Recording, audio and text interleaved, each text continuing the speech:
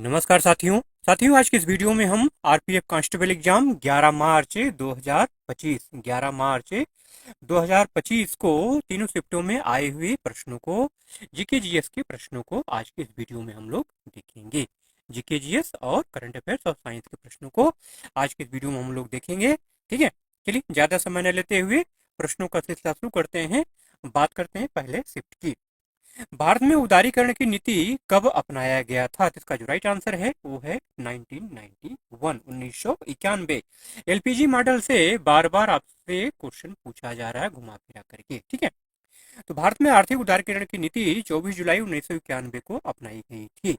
इसे आमतौर पर एलपीजी या उदारीकरण, निजीकरण और वैश्वीकरण मॉडल के नाम से जाना जाता है। इस नीति को प्रधानमंत्री पीवी नरसिम्हा राव और उनके वित्त मंत्री डॉक्टर मनमोहन सिंह ने लागू किया था। एक क्वेश्चन यहाँ से ये बन सकता है कि उदारीकरण की नीति या एलपीजी मॉडल क्यों अपनाया गया? ठीक है, तो इसका जो कारण है ना, उसके पहले भारत में कोटा परमिट सिस्टम था। ठीक है, मतलब किसी भी कार्य को करने के लिए, कोई फैक्ट्री खोले, कुछ भी करने के लिए लाइसेंस लेना पड़ता था। ठीक है, इसमें लंबा समय लगता था, देश की प्रगति बाधित होती थी। तो इसी वजह से उदारीकरण, निजीकरण और वैश्वीकरण मतलब एलपीजी मॉडल लाया गया। अगला प्रश्न है कि सत्रिया नृत्य को शास्त्रीय नृत्य का दर्जा कब प्रदान किया गया था? इसका जो राइट आंसर है वो है 2000 में। ठीक है, 2000 में शास्त्रीय नृत्य को शास्त्रीय नृत्य का दर्जा प्रदान किया गया। कभी कभी ये भी क्वेश्चन पूछा जाता है कि सबसे नया शास्त्रीय नृत्य कौन सा है, तो है सत्रिया नृत्य। संगीत नाटक अकादमी ने वर्ष 2000 में सत्रिया नृत्य को भारत के आधिकारिक शास्त्रीय नृत्यों में शामिल किया था। यह नृत्य असम का शास्त्रीय नृत्य है और इसकी शुरुआत 15वीं शताब्दी में असम के कृष्ण केंद्रित वैष्णववाद मठों में हुई थी। एक क्वेश्चन यहाँ से भी बनता है कि किस संत ने इसकी शुरुआत की थी? श्रीमंत शंकर देव। ठीक है, ये भी एक क्वेश्चन और बनता है यहाँ से कि कौन से मठों में सत्रिया नृत्य किया जाता था? तो सत्र नामक असम के मठों में इसका प्रदर्शन किया जाता था। ठीक है भाई, अगला प्रश्न है कि 1857 में अवध का नवाब कौन था? ठीक है, तो इसका राइट आंसर है वाजिद अली शाह। वर्ष 1857 के भारतीय विद्रोह के समय अवध के नवाब वाजिद अली शाह थे। हालांकि अंग्रेजों ने उन्हें गद्दी से हटा करके कलकत्ता भेज दिया था। 1857 विद्रोह के दौरान वाजिद अली शाह की पत्नी बेगम हजरत महल ने अपने बेटे बिरजिस कद्र को अवध का वली घोषित किया था। बेगम हजरत महल को अवध की बेगम भी कहा जाता है। उनका असली नाम मोहम्मदी खानम था। ठीक है, अगला प्रश्न है कि डीपीएसपी किस देश के संविधान से लिया गया है? तो आसान सा इसका आंसर है आयरलैंड। ठीक है, डीपीएसपी भारतीय संविधान के भाग 4 के अनुच्छेद 36 से 51 में शामिल है और आयरलैंड के संविधान से उधार लिया गया है। और आयरलैंड इसको कहाँ से लिया है? आयरलैंड इसको स्पेन से लिया है। ठीक है, एक चीज और ध्यान रखिएगा कि भारतीय संविधान का अनुच्छेद 37 से निर्देशक सिद्धांतों के अनुप्रयोग को बताता है। अगर पूछ लिया जाए आपसे कि नीति निर्देशक सिद्धांतों के अनुप्रयोग को कौन सा अनुच्छेद बताता है, तो अनुच्छेद 37 को ध्यान रखना है। ठीक है, डीपीएसपी किस दर्शन पर आधारित है? डीपीएसपी समाजवाद, उदारवाद और गांधीवाद के दर्शन पर आधारित है। अगला प्रश्न है कि दल बदल कानून का संबंध किस अनुसूची से है? इसका राइट आंसर है 10वीं अनुसूची। जी हाँ, दल बदल विरोधी कानून भारतीय संविधान की 10वीं अनुसूची से जुड़ा हुआ है। इसे वर्ष 1985 में 52वें संशोधन के जरिए संविधान में जोड़ा गया था। ठीक है, इसे दल बदल विरोधी कानून के रूप नाम से भी जाना जाता है। यह कानून संसद और राज्य विधानसभाओं के सदस्यों की अयोग्यता से जुड़ा हुआ है। यह कानून किसी राजनीतिक दल के दूसरे दल में जाने वाले सदस्यों को रोकने के लिए बनाया गया है। ठीक है, इस कानून से जुड़े प्रावधान अनुच्छेद 102(2) और अनुच्छेद 151(2) में भी दिए गए हैं। अगला प्रश्न है कि गोवा के किस समुद्र तट को 20वां सबसे अच्छा समुद्र तट घोषित किया गया था 2024 में? इसका राइट आंसर है पलोलेम। ठीक है, पलोलेम गोवा में एक समुद्र तट है। यह समुद्र तट दक्षिणी गोवा में कैनाकोना में स्थित है। इसे भारत के सबसे खूबसूरत समुद्र तटों में से एक माना जाता है। 2018 में ट्रिप एडवाइजर द्वारा इसे एशिया का 20वां सबसे अच्छा समुद्र तट घोषित किया गया था 2018 में। ठीक है, अगला प्रश्न है कि नमक कर समाप्त करने के लिए गांधी जी ने किस वायसराय को पत्र लिखा था? इसका जो राइट आंसर है वो है लॉर्ड इरविन। नमक कर खत्म करने के लिए, ठीक है, महात्मा गांधी ने 31 जनवरी 1930 को वायसराय लॉर्ड इरविन को पत्र लिखा था। इस पत्र में उन्होंने नमक कर को खत्म करने के साथ साथ जमीन के राजस्व में कमी करने की मांग की थी। साथ ही उन्होंने ये भी कहा था कि अगर 11 मार्च तक उनकी मांग नहीं पूरी होती है तो कांग्रेस सबने अवज्ञा आंदोलन शुरू करेगी। और उनकी मांग पूरी नहीं हुई, जिसकी वजह से 12 मार्च 1930 को गांधी जी ने साबरमती आश्रम से दांडी की और नमक या मार्च निकाला, जिसे आप लोग नमक सत्याग्रह के नाम से जानते हैं। ठीक है। 5 अप्रैल 1930 को गांधी जी दांडी पहुंचे और समुद्र के पानी को उबाल करके नमक बनाया। ठीक है। इस आंदोलन के बाद गांधी इरविन समझौता हुआ था। ठीक है, जिसको गांधी इरविन पैक्ट कहा जाता है। अगला प्रश्न है कि शुंग राजवंश की स्थापना किसने की थी? इसका राइट आंसर है पुष्यमित्र शुंग। रिपीटेड क्वेश्चन है, बार बार कई बार पूछा जा चुका। पुष्यमित्र शुंग ने शुंग वंश की स्थापना की थी। वह शुंग साम्राज्य के पहले शासक थे।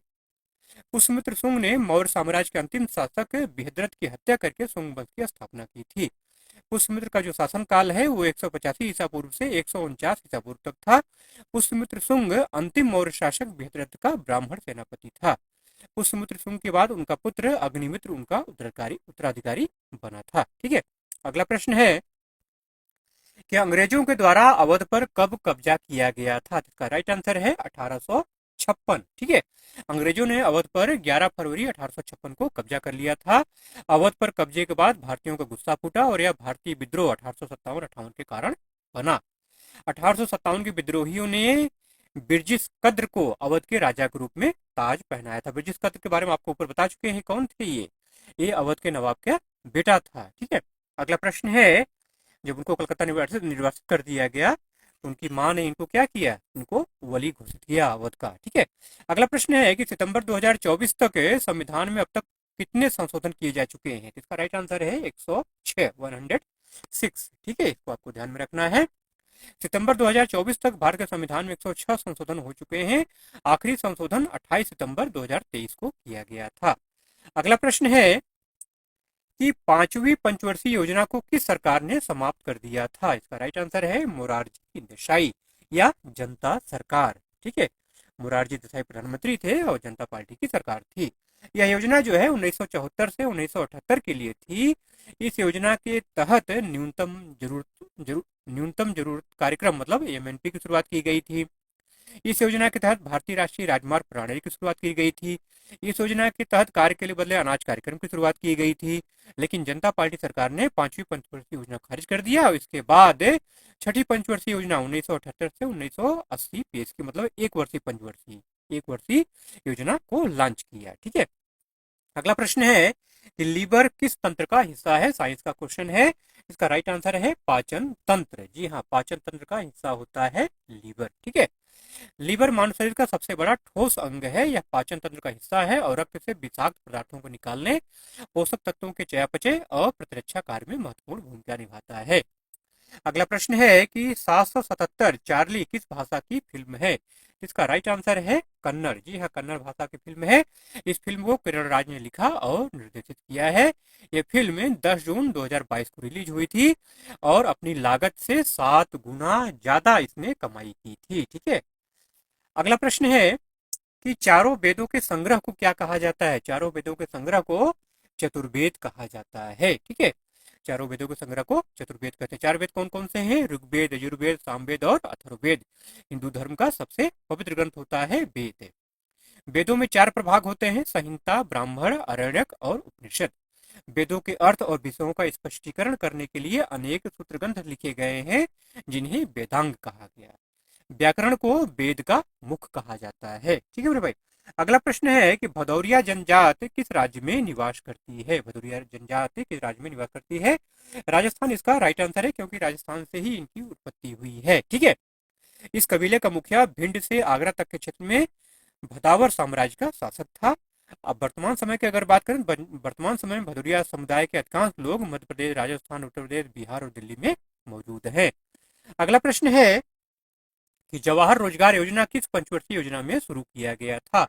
तो 7वीं पंचवर्षीय योजना इसका राइट आंसर है। ठीक है। जवाहर रोजगार योजना 1989 में राजीव गांधी सरकार द्वारा शुरू किया गया था। अगला प्रश्न है कि उज्जैन में कुंभ मेला किस नदी के किनारे लगता है? कुंभ से भी लगातार क्वेश्चन बन रहे हैं, तो क्षिप्रा नदी इसका राइट आंसर है। उज्जैन में कुंभ मेला क्षिप्रा नदी के किनारे लगता है। यह मेला मध्य प्रदेश के उज्जैन शहर में आयोजित होता है और उज्जैन में जो कुंभ लगता है इसको सिंहस्थ कुंभ के नाम से जाना जाता है। ठीक है। जैसा कि आप जानते हैं, कुंभ मेला जो है भारत के 4 पवित्र शहरों में प्रयागराज, हरिद्वार, उज्जैन और नासिक में लगता है। अगला प्रश्न है कि सैयद वंश का अंतिम शासक कौन था? अलाउद्दीन आलम शाह इसका राइट आंसर है। ठीक है, कौन था ये मोहम्मद शाह का बेटा था और दिल्ली का 28वां सुल्तान था। ठीक है, बहलोल लोदी ने वजीर खान की मदद से उसे हरा करके 1457 ईस्वी में लोधी वंश की शुरुआत की। उसके बाद उसे बदायूं भेज दिया गया, जहां 1478 में उसकी मृत्यु हो गई। अगला प्रश्न है कि जम्मू एंड कश्मीर बैंक का नया सीईओ किसे बनाया गया? ठीक है, करंट अफेयर का क्वेश्चन है। इसका राइट आंसर है अमिताभ चटर्जी। ठीक है, अमिताभ चटर्जी जम्मू और कश्मीर बैंक मतलब J&K बैंक के नए प्रबंध निदेशक एमडी और मुख्य कार्यकारी अधिकारी सीईओ नियुक्त हुए हैं। उन्हें 30 दिसंबर 2024 से 3 साल की अवधि के लिए नियुक्त किया गया है। अगला प्रश्न है कि शिक्षा का अधिकार का संबंध किस अनुच्छेद से है? अनुच्छेद 21 से इसका राइट आंसर है। क्या है ये? बच्चों को निःशुल्क एवं अनिवार्य शिक्षा का अधिकार अधिनियम या शिक्षा का अधिकार अधिनियम, जिसको RTE कहा जाता है, 4 अगस्त 2009 को पारित भारतीय संसद का एक अधिनियम है जो भारतीय संविधान के अनुच्छेद 21A के तहत भारत में 6 से 14 वर्ष के बच्चों के लिए निःशुल्क एवं अनिवार्य शिक्षा के महत्व के तौर तरीकों का वर्णन करता है। अगला प्रश्न है कि वर्ष 1905 में भारतीय राष्ट्रीय कांग्रेस का सम्मेलन कहाँ आयोजित किया गया था? इसका राइट आंसर है वाराणसी, बनारस। ठीक है, बनारस। ठीक है, तो 1905 में बनारस में अध्यक्ष कौन थे? गोपाल कृष्ण घोष ने। 1906 में कलकत्ता में हुआ था, दादा भाई नौरोजी ने अध्यक्षता की थी। 1907 में सूरत में हुआ था, रास बिहारी घोष थे। 1908 में मद्रास में हुआ था, उसमें भी रास बिहारी घोष ने अध्यक्षता की थी। अगला प्रश्न है कि कन्नौज का युद्ध किसके बीच हुआ था? तो शेरशाह सूरी और हुमायूं इसका राइट आंसर है। शेरशाह सूरी और हुमायूं। कन्नौज का युद्ध मुगल सम्राट हुमायूं और अफगान शासक शेरशाह सूरी के बीच 17 मई 1540 को हुआ था। ठीक है, यह युद्ध उत्तर प्रदेश के कन्नौज में हुआ था। इस युद्ध को बिलग्राम का युद्ध भी कहा जाता है, इसको आपको ध्यान में रखना है। इस युद्ध में शेरशाह सूरी की जीत हुई थी। इस युद्ध के बाद मुगल शासन का अंत हो गया और सूर राजवंश की शुरुआत हुई। शेरशाह सूरी ने एक मजबूत प्रशासन की स्थापना की और कई सुधार किए। शेरशाह सूरी ने रुपए को मुद्रा के रूप में लागू किया और ग्रैंड ट्रंक रोड का निर्माण कराया। अगला प्रश्न है कि एशियाई विकास बैंक का मुख्यालय कहां पर स्थित है? मनीला, फिलीपींस इसका राइट आंसर है। एशियाई विकास बैंक की स्थापना कब हुई थी? 19 दिसंबर 1966 को। ये क्या है? एक क्षेत्रीय विकास बैंक है। अगला प्रश्न है कि संविधान की दूसरी अनुसूची का संबंध किससे है? संविधान की दूसरी अनुसूची का संबंध जो है वेतन भत्ते और विशेषाधिकार से है। किसके वेतन भत्ते? महत्वपूर्ण अधिकारी। कौन से महत्वपूर्ण अधिकारी? राष्ट्रपति, उपराष्ट्रपति, राज्यपाल, लोकसभा स्पीकर, ऑडिटर जनरल और सुप्रीम कोर्ट, हाई कोर्ट के जो जज है। ठीक है, इन लोगों के वेतन का प्रावधान जो है वो संविधान की दूसरी अनुसूची में किया गया है, वेतन और भत्ते। अगला प्रश्न है कि पानीपत का प्रथम युद्ध किसके बीच हुआ था? तो बाबर और इब्राहिम लोदी इसका राइट आंसर है। पानीपत का पहला युद्ध 21 अप्रैल 1526 को मुगल शासक बाबर और दिल्ली के सुल्तान इब्राहिम लोदी के बीच लड़ा गया था। इस युद्ध में बाबर की जीत हुई थी। इस युद्ध की जीत ने भारत में मुगल शासन की नींव रखी। इस युद्ध के बाद दिल्ली सल्तनत का अंत हो गया और मुगल वंश की स्थापना हुई। यही युद्ध था, एशिया का पहला ऐसा युद्ध था जिसमें आग्नेय अस्त्रों का प्रयोग हुआ था। ठीक है, अगला प्रश्न है कि नौसैनिक अभ्यास मालाबार 2024 कहाँ आयोजित किया गया? करंट अफेयर्स का क्वेश्चन है। विशाखापट्टनम इसका राइट आंसर है। ठीक है, ये अभ्यास 8 अक्टूबर से शुरू हुआ था और 18 अक्टूबर को खत्म हुआ था। इस अभ्यास में भारत, ऑस्ट्रेलिया, जापान और अमेरिका की नौसेना ने हिस्सा लिया था। अगला प्रश्न है कि मौर्य वंश में राजकीय कोष विभाग को क्या कहा जाता था? इसका राइट आंसर है सन्निधाता। मौर्य काल में राजकीय कोष का विभाग सन्निधाता के हाथ में होता था। राज्य की तरफ से जिन अनेक व्यवसायों का संचालन होता था उनसे तैयार किए गए पदार्थ सन्निधाता के अधीन पर्णगृह में भेजा जाता था। अगला प्रश्न है कि 44वां और 45वां आसियान शिखर सम्मेलन कहाँ आयोजित किया गया था?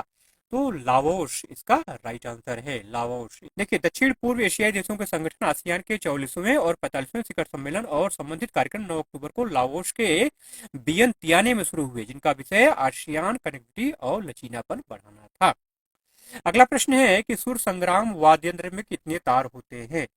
इसका आंसर राइट आंसर है 8 या 9। ठीक है, वैसे कहीं कहीं आपको 4 भी मिल जाएगा। ठीक है, लेकिन आधुनिक जो सुरसंगार वाद्य यंत्र है ये इसमें 8 या 9 वाद्य यंत्र तार पाए होते हैं, जिसमें 6 मुख्य तार होते हैं, 2 ड्रोन तार होता है। सुरसिंगार एक खींचकर बजाया जाने वाला वाद्य यंत्र है। यह उत्तर भारतीय शास्त्रीय संगीत में इस्तेमाल किया जाता है। ठीक है, अगला प्रश्न है कि इंदिरा गांधी नहर परियोजना किस राज्य में स्थित है? इसका राइट आंसर है पंजाब या राजस्थान। दोनों आंसर सही है। राजस्थान दिया राजस्थान, पंजाब दिया है तो पंजाब। ठीक है, इंदिरा गांधी नहर परियोजना पंजाब और राजस्थान दोनों राज्यों में फैली हुई है। यह भारत की सबसे लंबी नहर है। यह नहर पंजाब के हरिके बैराज से शुरू होती है। अगर देखा जाए तो पंजाब इसका राइट आंसर होगा। यह नहर है राजस्थान के थार रेगिस्तान में खत्म होती है। इस नहर का पुराना नाम राजस्थान नहर था। प्रधानमंत्री इंदिरा गांधी की हत्या के बाद 2 नवंबर 1984 को इसका नाम बदल करके इंदिरा गांधी नहर कर दिया गया। ठीक है, सरदार वल्लभ भाई पटेल ने इसका उद्घाटन, गोविंद बल्लभ पंत ने इसका उद्घाटन किया था। अगला प्रश्न है कि महाराष्ट्र में 1857 के विद्रोह का नेतृत्व किसने किया था? तो रंगे बापूजी गुप्ते, सतारा महाराष्ट्र में। महाराष्ट्र की जगह सतारा में, महाराष्ट्र के अलग अलग जगहों पे अलग अलग लोगों ने नेतृत्व किया था। हम बात करें सतारा की। ठीक है, तो सतारा महाराष्ट्र में 1857 के विद्रोह का नेतृत्व किसने किया था? रंगे बापूजी गुप्ते ने किया था।